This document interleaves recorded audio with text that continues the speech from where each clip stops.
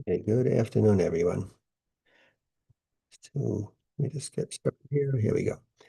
So we are still in Mishnah 2. We're in the beginning, sorry, Perek 2, Mishnah 1. The Mishnah told us that we should take the middle path. And now the next line of the Mishnah, let me put it up for you here, tells us, V'heve zohir b'mitzvah kala k'vachamura. Translation here, be careful with a minor mitzvah. The word kala is an interesting word. It could mean light. It could mean easy. Chamura could be something which is heavy. It could be something which is stringent. She'ein ato yodea matan scharan shel mitzvahs, because you do not know what the reward is for a mitzvah. So therefore, in a sense, sounds like it's saying treat them all equally. So we know that when it comes to the Torah discussing rewards, so first of all, we have two types of mitzvahs. We have mitzvot aseh and mitzvot los aseh, right? Things that you should do and things that you shouldn't do. Generally, in the Torah itself, very rarely, except for a few exceptions, does the Torah tell you the reward for a mitzvah aseh, for a mitzvah a thing you should do. Most of the time, and the Torah does tell you the punishment, the consequence, if you transgress a prohibition. And there are clearly different levels. There's clearly different levels of punishment. You could have the death penalty, and even within the death penalty, there are four different levels of severity, and it could be as low as lashes. There could be something where Hashem takes care of it. Whatever. There's different levels. There's basically 8 different levels, and it's clear whichever one has a stronger consequence would be if you want to call it a higher level prohibition, and that seems to be pretty straightforward. It's less straightforward when it comes to a mitzvah aseh, where there are a few where the Torah tells you something like honor your parents, tells you in order to have long life. So it seems to be a reward. There may be other rewards as well, of course, but it's not clear. And therefore, the Bartanura points out that since the Torah does not, that we're talking here about mitzvot aseh because that's what the Torah does not specify. And so the Torah doesn't tell us that reward. Why? Because otherwise, what would happen is if we knew that this mitzvah is going to get big reward, and that mitzvah, yeah, you're just going to get a small reward. So you'll spend all your time on the mitzvah that you think is the big reward, and less time or no time on the one that's going to have the less reward. Rashi, Rabbeinu Yonah both say this idea, and they bring a parable. And the parable is of a king who he tells his servants he's going to pay them to do some work in his orchard, and he gives them the indication that there's going to be different pay levels for the different trees that they work on. But he doesn't tell them which tree is going to be the higher pay and which one's going to be the less pay. And therefore, they're going to work on all of them equally because they don't know which one's going to be more reward. As opposed to if he told them, oh, this tree is $10 and that one's only 5, then they're going to spend all their time dealing with the $10 tree and neglect the $5 tree. So he said the same idea with the mitzvah that and in terms of the value of the word, we see that even an easy mitzvah, or what might be considered an easy mitzvah, such as the mitzvah of shiluach haken, which is when you send away the mother bird, now easy in terms of doing it, not necessarily easy in terms of finding the opportunity to do it. I personally have never had an opportunity that I came across a mother bird with sitting on his eggs in the nest, but essentially it's an easy mitzvah to accomplish. On the other hand, and the Torah there tells you Leman yarichon yamecho, that in order to have a long days and have a long life, seems to be the same as the mitzvah of honoring your parents. Honoring your parents is definitely not an easy mitzvah.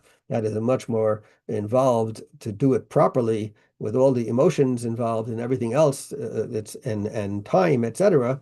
It's a very difficult mitzvah to fulfill properly. So yet we see that the Torah seems to be giving them the same reward. So it's something that is difficult to say this one is more stringent or that one is more important. So how do we view what we consider an easy mitzvah or a harder mitzvah or a light mitzvah or a major mitzvah? So that's not so clear. It could be looking at something that's easy to do or something that's hard to do, or it could be something that we treat as more important than others. So, for example, some people have a tendency to view something that only happens rarely. I mean, rarely as in, once a year or something like that, such as, for example, let's say on Rosh Hashanah, we blow the shofar. So we say, oh, blowing the shofar, that's a big mitzvah in terms of what we consider, wow, that's very special. And of course it is. On the other hand, you put a mezuzah on your door and then you forget about it because it just sits there 24/7. So that's not such a big mitzvah, because you're not paying attention to it. So someone may view them and look at the shofar mitzvah as something special and the other one is not, the mezuzah is not, but that is our own judgment because we decided, oh, something that's rare is maybe more important than something that's all the time. But if you look at it another way, which is brought down by one of the commentaries, and he says, if you look at the world, there are certain things that you need more are in greater abundance. So, for example, there's more air in the world than, let's say, water, because you need air even more than water. There's more water than there is bread, and there's more bread than there is meat. So there's different things that you need more. There's an abundance of in the world because that's what you need in order to live, right? So, so you could argue that something that is more in abundance is more important, and essentially, that is another angle, and that is that things that are essential to a person could be viewed as more important, and some of the commentaries look at it in that angle as well. Part of that idea is that we also have look at a person as a complete body. It's true there are maybe certain parts of our body that are more important than others, but essentially all of our body is part of the whole. And when it comes to Torah or mitzvos, it's all part of a complete package. Another angle that is brought is that every mitzvah corresponds to a part of our body.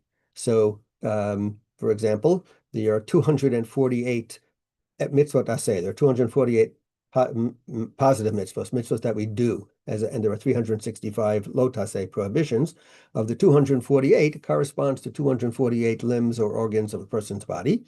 And therefore, we say each mitzvah has some representation of something about our body. And our body, when we do something, when we do a mitzvah spiritually, it somehow corresponds to our physical body. And therefore, just like we need our whole body, so the mitzvahs are also an essential in order to have the complete package. And you don't choose which body part you want or don't want. You don't choose which mitzvah you want or don't want either. Another thing that Irving Bunim points out is when it talks about the reward, it uses the word matan sacharan, which he says you could look at it a different way. You can look at it as how much you pay. Schar could be what you get, but it also could be what you pay, the price. What's the price for a mitzvah? So again, we have a tendency to value things that we pay for. When you get something for free, a lot of times it doesn't have the same value to you. It's one of the reasons when many places they say, we don't want to give things away for free because then people won't value it. We want you to value it, so we're going to charge you for it. But I mean, I'm not talking about someone who's necessarily in the profit business, but we've paid a price. We pay a price to observe mitzvahs. We pay a price by just being who we are, right? And that's also a price. So if we appreciate it, if we appreciate that it takes effort on our part, it takes perseverance on our part, it takes the fact that we are willing to stand up and say, we are Jews and this is how we do things in the face of the anti-Semitism that's in front of us. That's a price.